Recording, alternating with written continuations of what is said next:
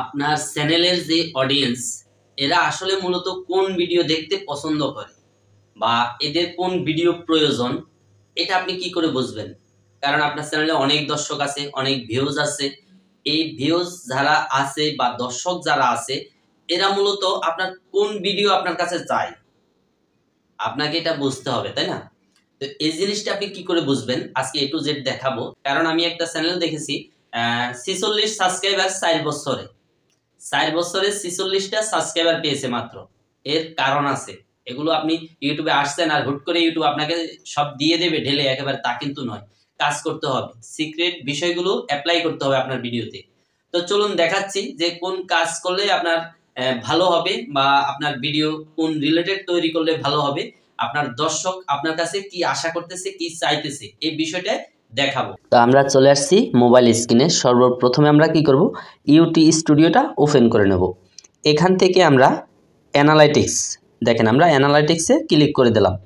এখান থেকে আপনি দেখেন টপ কন্টেন্ট, হ্যাঁ, আপনার 28 দিনের মধ্যে যে কন্টেন্টগুলো আপনি আপলোড করেছেন তার মধ্যে যেটা টপ কন্টেন্ট, এই কন্টেন্ট নিয়ে যদি আপনি কাজ করেন তাহলে কিন্তু আপনার ভিউজ সাবস্ক্রাইবার আসার সম্ভাবনা খুব বেশি থাকবে। কারণ আপনার এই ভিডিওগুলো কিন্তু যে কোনো দর্শক আপনার চ্যানেলে যারা আছে তারা পছন্দ করে, এর কারণে কিন্তু এটা টপে আছে।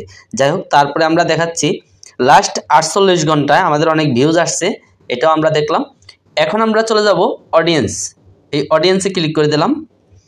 এখান থেকে আপনাকে দেখাচ্ছে আপনি কখন ভিডিও পাবলিশ করবেন। আপলোড করে সাথে সাথে কেউ ভিডিও পাবলিশ করবেন না, এই টাইমটা দেখে ভিডিও পাবলিশ করবেন। তারপরে দেখেন এই যে আমার কন্টেন্টগুলো কারা দেখে, মূলত 13 থেকে 17 বছরের লোক দেখে 3.0%। তারপরে 18 থেকে 24 বছরের লোক দেখে 44.3 ভাগ।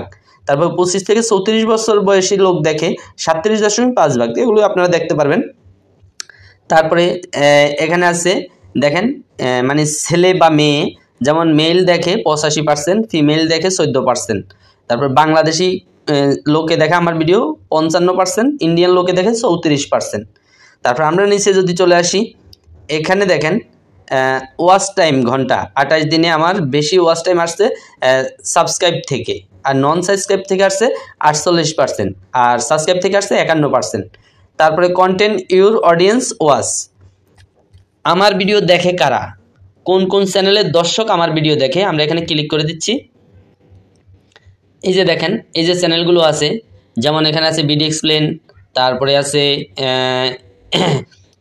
YouTube tips. এই যে দেখেন এই যে কন্টেন্টগুলো, এগুলো দেখে এবং আমার ভিডিও দেখে। তাহলে আমার কি করতে হবে, এই ধরনের কন্টেন্ট তৈরি করতে হবে। এই যে টাইটেলগুলো আছে দেখেন, bad news, YouTube short monetize হবে না, তারপরে আমার দ্বারা ইউটিউবিং হবে না, এই ধরনের যে টাইটেলগুলো আছে এই টাইটেলগুলোকে আপনারা অ্যানালাইটিক্স করবেন বা সে ভিডিওটা আপনি দেখবেন, ঠিক আছে? ওই টপিক্সে যদি আপনি ভিডিও বানান, এই ভিডিও যখন আপনার দর্শক দেখে তাহলে আপনার থেকে সে কিন্তু এই ভিডিওগুলো আশা করে। কথা বলছেন? আমরা এখান থেকে ব্যাগে আসছি। তারপরে দেখেন চ্যানেল ইউর অডিয়েন্স ওয়ার্স, মানে কোন চ্যানেল থেকে আমার দর্শক আসতেছে। এই দেখেন অনেকগুলো চ্যানেল, সব কিন্তু ইউটিউবের অনেক বড় বড় content creator, BD explain, BD IT touch, YouTube tips, next explain, দিয়াস, রোহান নাগ, এসটি। এই যে দেখেন সব কিন্তু অনেক বড় বড়। এই যে সোহাগ খন্দকার দেখছেন 2.5 মিলিয়ন সাবস্ক্রাইবার সোহাগ খন্দকারের, তার দর্শক আমার ভিডিও দেখে।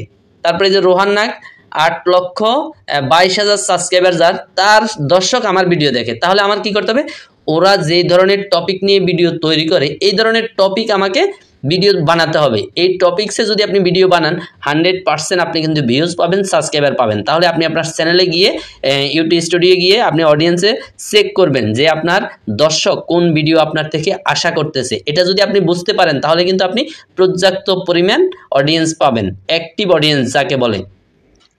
তো এই ছিল আজকের ভিডিও, এই জিনিসগুলো আপনারা অ্যাপ্লাই করেন। আর ভিডিওতে যদি ভালো লাগে অবশ্যই একটা লাইক দেবেন, আর এই চ্যানেলে যদি নতুন হয়ে থাকেন আপনাকে সাবস্ক্রাইব করার আমন্ত্রণ জানাচ্ছি।